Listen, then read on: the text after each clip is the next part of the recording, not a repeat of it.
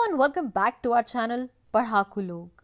My name is CS Payal Popli and आज इस video में हम बात करने वाले हैं बुजुर्गों से रिलेटेड एक कॉन्सेप्ट के बारे में। Yes, हम बात करेंगे VRS वॉलंटरी रिटायरमेंट स्कीम के बारे में। और आज इस वीडियो में ना सिर्फ हम इसका मतलब जानेंगे बट ये भी जानेंगे कि ये कैसे बेनिफिशियल होती है from companies perspective as well as from employees perspective. तो चलिए फिर बिना टाइम वेस्ट किए शुरू करते हैं। देखिए, इंडिया में अगर किसी भी इंसान को रिटायर होना होता है तो उसे किस एज का वेट करना पड़ता है? यूजुअली 60, 62 या फिर 65 अकॉर्डिंग टू वो जिस भी पोस्ट पे है, राइट? लेकिन व्हाट इफ किसी इंसान को उससे पहले रिटायर होना है? व्हाट इफ किसी इंसान के अंदर इतनी हिम्मत नहीं बची है कि वो 60 या 62 की एज में भी ऑफिस जा पाए और वहां बैठ के काम कर पाए? व्हाट इफ वो उससे पहले ही जॉब छोड़ना चाहता है? एंड हाँ, ये चीज भी इमेजिन करिएगा कि उसे बहुत सारे रिटायरमेंट बेनिफिट्स मिलने वाले हैं अगर वो रिटायरमेंट की एज पे रिटायरमेंट लेता है। तो क्या वो इंसान रिटायरमेंट की एज से पहले रिटायर हो पाएगा? भाई, जितना मैं इंडियंस को जानती हूं ना, वो तो ऐसा भारी रिस्क ले ही नहीं पाएंगे। वो नहीं अपने रिटायरमेंट के बेनिफिट्स को लेट गो करेंगे जस्ट बिकॉज थोड़े इयर्स उनको जबरदस्ती ऑफिस जाना पड़ रहा है। वो बोलेंगे धक्का स्टार्ट करके जाना पड़े लेकिन हम तो ऑफिस जाएंगे क्योंकि हमें हमारे रिटायरमेंट प्लान्स की बहुत ज़्यादा वैल्यू है, क्योंकि रिटायरमेंट के बाद हमें कहीं ना कहीं से गारंटेड इनकम आनी चाहिए। भाई, हमारा घर कैसे चलेगा उसके बिना?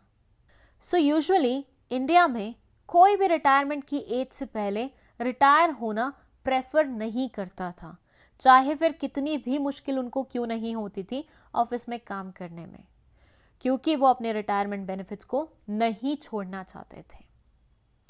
तो ऐसे टाइम पे, ऐसी सिचुएशन को देखते हुए गवर्नमेंट ने एक स्कीम लाई जिसको हम बोलते हैं VRS वॉलंटरी रिटायरमेंट स्कीम। इस स्कीम के चलते हुए कोई भी इंसान रिटायरमेंट की एज से पहले रिटायर हो सकता है। हाँ, शर्ते आपकी ऑर्गेनाइजेशन पे ये चीज लागू हो तभी, ठीक है? और तो और उस इंसान को रिटायरमेंट के बेनिफिट्स के बारे में भी सोचने की जरूरत नहीं है, वो भी उसके बिल्कुल इंटैक्ट रहेंगे क्योंकि वो इंसान रिटायरमेंट ऑप्ट कर रहा है इस स्कीम के चलते हुए। तो इस स्कीम के चलते हुए कोई भी इंसान रिटायर हो सकता है बिफोर रिटायरमेंट एज, और उसके जितने भी रिटायरमेंट बेनिफिट्स होंगे वो एज इट इज रहेंगे, उस पर कोई भी रिस्क नहीं आएगा। तो VRS क्या है? So VRS is basically an option which is given to employees for early retirement and get benefits of retirement.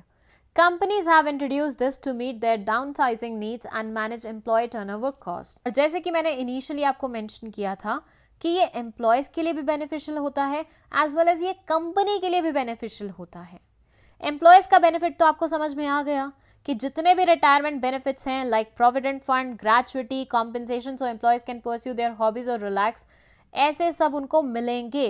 लेकिन कंपनीज के पॉइंट ऑफ व्यू से कैसे बेनिफिशियल होता है? कंपनी क्यों VRS स्कीम के लिए जाती है? तो उसका सिंपल सा रीजन ये है कि कभी भी कंपनी को अगर डाउन साइजिंग करनी होती है, दैट मीन्स अपने एम्प्लॉयज कम करने होते हैं, तो ले ऑफ ना करके वो बेसिकली VRS के टूवर्ड्स जाता है। ले ऑफ का मतलब होता है निकाल देना, हकाल देना, बेसिकली एम्प्लॉयज को हकालना या फिर ले ऑफ करना हमेशा कंपनी के लिए नेगेटिव इमेज लेके आता है। आपने रिसेंटली बहुत सारी कंपनीज के ऐसे नाम सुने होंगे कि इन्होंने ले ऑफ किया, इन्होंने ले ऑफ किया, इन्होंने ले ऑफ किया। मार्केट में अच्छी इमेज नहीं जाती उन कंपनीज की। ऐसे लगता है उन कंपनीज में काम करना कोई भी गारंटी नहीं लाता कि आपकी जॉब कंटिन्यूड ही रहेगी। जब कंपनी का मन होगा आपको निकाल दिया जाएगा। तो ऐसी कंपनीज में एम्प्लॉयज यूजुअली पहले से जाना पसंद नहीं करते। तो ले ऑफ की नेगेटिव इमेज को सेव करता है VRS के चलते हुए एम्प्लॉय खुद ही जॉब छोड़ के चला जाता है, कंपनी को निकालना नहीं पड़ता उन लोगों को। So it helps companies reduce workforce कभी भी रिड्यूस करना हो, ज़्यादा से कम लोग करने हो, तो ऐसे में कंपनी की बहुत ज़्यादा मदद करता है ये चीज़। ये कॉस्ट भी सेव करता है। अब आप पूछेंगे बेनिफिट्स तो सारे देने पड़ रहे हैं रिटायरमेंट के, तो कैसे कॉस्ट सेव कर रहा है? तो भाई देखो, रिटायरमेंट के बेनिफिट्स तो आपको वैसे भी देने पड़ते, राइट, लेकिन उसके साथ साथ एम्प्लॉय की सैलरी भी देनी पड़ती जितने और साल वो काम करता।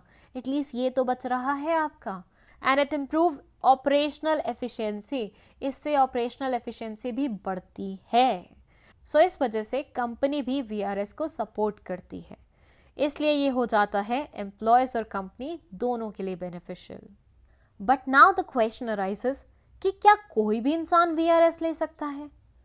मैंने अभी किसी कंपनी को ज्वाइन किया और 2 साल बाद मैं वहां से वीआरएस लेना चाह रही हूं, क्या मैं ऐसा कर सकती हूँ? ऊपर से मेरी एज 32-33 है, क्या मैं ऐसा कर पाऊंगी? तो इन दोनों क्वेश्चंस का आंसर है नो। वीआरएस लेने के लिए मिनिमम आपकी एज 40 साल की होनी चाहिए, मतलब 40 इयर्स के आप होने चाहिए, तभी आप रिटायरमेंट ले सकते हैं। और तो और आपको उस पर्टिकुलर जॉब में 10 साल सर्व करते हुए हो जाने चाहिए, मतलब आपने उस पर्टिकुलर जॉब पे 10 साल अपने इन्वेस्ट किए हैं, तभी आपको ये बेनिफिट मिलेगा, अदरवाइज नहीं मिलेगा। तो 40 साल से बड़ी एज का इंसान प्लस जिसने एक पर्टिकुलर कंपनी को 10 साल अपने दिए हो, वही ऑप्ट कर सकता है वीआरएस के लिए, बाकी कोई नहीं कर पाएगा। So this was all about VRS. I hope आपको ये पूरी कॉन्सेप्ट बहुत अच्छे तरीके से समझ में आई है। कोई भी डाउट है, let us know in the comment section. With that, अगर आपको चाहिए हम आपके लिए किसी पर्टिकुलर टॉपिक में वीडियो बनाएं तो वो भी आप हमें कमेंट सेक्शन में सजेस्ट कर सकते हैं। वीडियो पसंद आई है तो लाइक का बटन दबा दीजिए, इस चैनल को अपने दोस्तों के साथ शेयर कर दीजिए और खुद भी सब्सक्राइब करते हुए जाइएगा। That's it, thank you so much for watching this video.